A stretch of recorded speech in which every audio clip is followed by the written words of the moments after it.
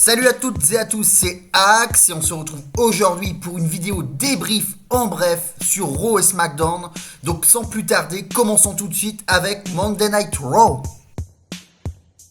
Allez, let's go, Jey Uso débarque, petite promo, il évoque son futur match de champion du monde face à Damian Priest et directement le champion du monde poids lourd intervient pour justement préciser et du moins reconnaître les progrès qu'a pu effectuer Jey Uso durant ces derniers mois.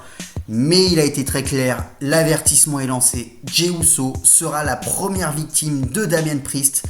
Il l'annonce, Damian Priest ressortira vainqueur à Backlash et la rencontre est d'aussitôt officialisée. Damian Priest, Jey Uso, Backlash, rendez-vous en France.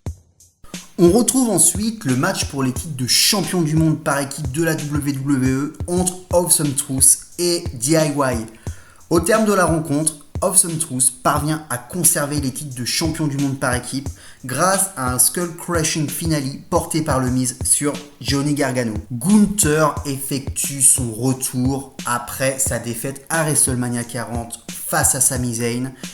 Il évoque ses futures ambitions. Il annonce sa participation au tournoi King of the Ring et l'ambition pour le ring général est claire. Il veut devenir King of the Ring pour ajouter une ligne à son palmarès.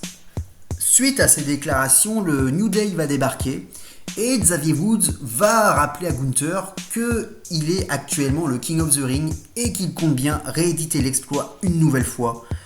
On a ainsi un match qui va s'officialiser entre le New Day et Imperium, donc Ludwig Kaiser et Giovanni Vinci. Et le New Day remporte son match face à Imperium. Gunther déçu quitte le ring et surtout, Ludwig Kaiser parvient à trahir son partenaire Giovanni Vinci en l'attaquant après le match, laissant à supposer qu'Imperium est sur le déclin. Après cet épisode, on a une promo de McIntyre qui s'adresse aux fans en leur disant qu'il ne comprend pas pourquoi ils adulent autant CM Punk. Il évoque et se plaint de ne pas avoir de match retour pour le titre de champion du monde poids lourd. Il ne comprend pas pourquoi il a dû effectuer un Fatal 4-Way. Et il annonce également sa participation au tournoi King of the Ring. Sheamus va intervenir durant la promo de McIntyre et va dire à McIntyre qu'il ne comprend pas pourquoi il ne prend pas plus de recul sur la situation. Et McIntyre va se faire un malin plaisir à tendre une pique à Sheamus en lui disant qu'avant sa blessure, ses matchs étaient des bangers sur bangers sur bangers. Et depuis son retour, il va l'attaquer physiquement en lui disant que c'est plus burger sur burger après burger. Après cet échange, on a un match entre Sheamus et Shinsuke Nakamura. Et grâce à un Brogue Kick, Sheamus parvient à battre le catcheur japonais. Après une attaque de Bronson Reed sur Sami Zayn qui était en interview, on va retrouver Chad Gable et Alpha Academy sur le ring. Et Gable va un peu s'en prendre à ses coéquipiers en disant qu'il devrait plus l'aider à devenir champion intercontinental et va aller jusqu'à forcer Otis de le dire à voix haute. Quoi qu'il advienne, il l'aidera à devenir champion. Et le public encourage Otis à se rebeller contre Chad Gable, mais malheureusement pour les fans, cela ne se passe pas comme prévu et Otis s'exécute. On retrouve ensuite Dominic Mysterio et Ricochet dans les vestiaires. Et Ricochet se fait un malin plaisir à tacler Dominic en lui disant qu'il aurait bien aimé le battre s'il n'était pas blessé. Et on va retrouver Liv Morgan qui va confronter Dominic Mysterio, mais on ne va pas savoir exactement ce qu'ils se sont dit durant ce passage. On a donc ensuite le match entre J.D. McDonald, Santos Escobar qui prend la place de Dominic Mysterio face à Andrade et Ricochet. Et Andrade et Ricochet vont sortir vainqueurs de cette confrontation. Et Damian Priest va débarquer furieux, attaquer Ricochet et Andrade et va balancer à ses coéquipiers du Judgment Day. De toute évidence, je n'ai pas besoin de vous, c'est vous qui avez besoin de moi. Et les tensions semblent renaître au sein du Judgment Day, tensions qui n'étaient pas apparues depuis le SummerSlam lorsque Damian Priest était encore Mr. Money in the Bank. On arrive ensuite au main event, une bataille royale pour couronner la nouvelle championne du monde féminine, titre laissé vacant par Rhea Ripley la semaine précédente. On se retrouve avec un Final Four, Becky Lynch, Liv Morgan, Shayna Baszler et Nia Jax Et après une finale entre Becky Lynch et Liv Morgan, Becky Lynch parvient à devenir pour la 7e fois championne du monde. Elle parvient à devenir la nouvelle championne du monde féminine. Et c'est ainsi que Raw se termine avec le sacre de Becky Lynch. Voilà donc pour ce résumé de Monday Night Raw. Et sans plus attendre, nous allons passer à Friday Night SmackDown. Un épisode de SmackDown qui a été marqué par la draft annuelle, la draft 2024. On passe donc à SmackDown marqué par l'ambiance de la draft. Et pour commencer le show, la signature de contrat entre AJ Styles et Cody Rhodes pour le titre de champion WWE indisputé à Backlash. La signature se passe bien, pas d'intervention, pas de violence. Et ensuite, la musique de Triple H retentit pour annoncer le premier round de la draft. Et du côté de SmackDown, pour le premier pick, on va retrouver Bianca Belair, on va retrouver Jey Uso à Raw. Pour le deuxième pick de SmackDown, on va retrouver Carmelo Hayes. Et enfin, pour le dernier pick de ce premier round, Seth Rollins est drafté à Raw.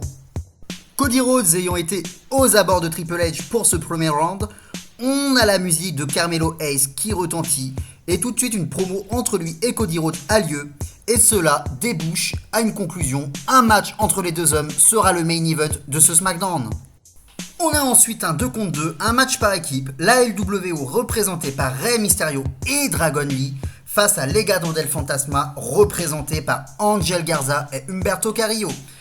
L'équipe de la LWO parvient à s'imposer face à Legado del Fantasma et on retrouve ensuite Santos Escobar qui fait des révélations concernant l'attaque de Dragon Lee.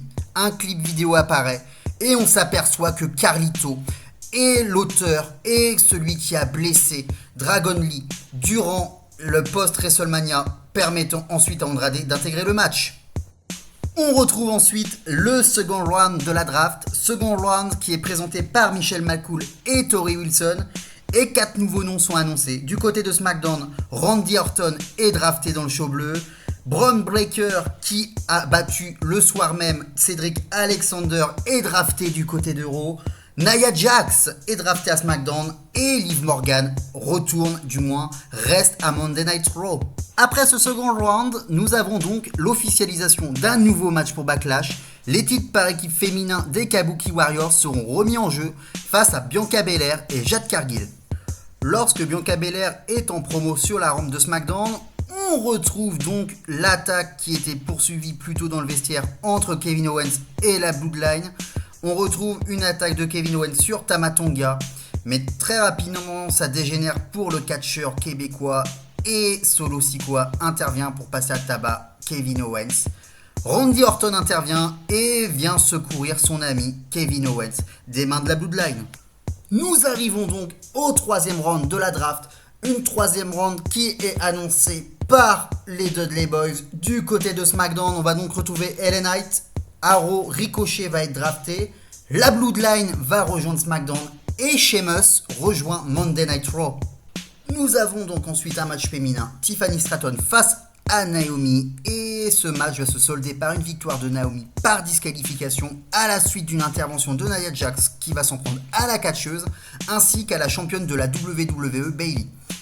Tiffany Stratton qui est parvenue, on va dire, à échapper aux attaques de Nia Jax va profiter que les deux catcheuses, donc Naomi et Bayley, soient à terre pour porter son Prettiest Moonsault Ever sur les deux catcheuses. On a ensuite un match triple menace qui est officialisé pour Backlash qui opposera donc Tiffany Stratton, Bayley et Naomi pour le titre de la WWE. On a également la confirmation d'un match par équipe, Randy Orton et Kevin Owens face à la Bloodline avec Solo Sikoa et Tama Tonga. JBL et Teddy Long débarquent sur le ring pour réaliser le 4e round de la draft.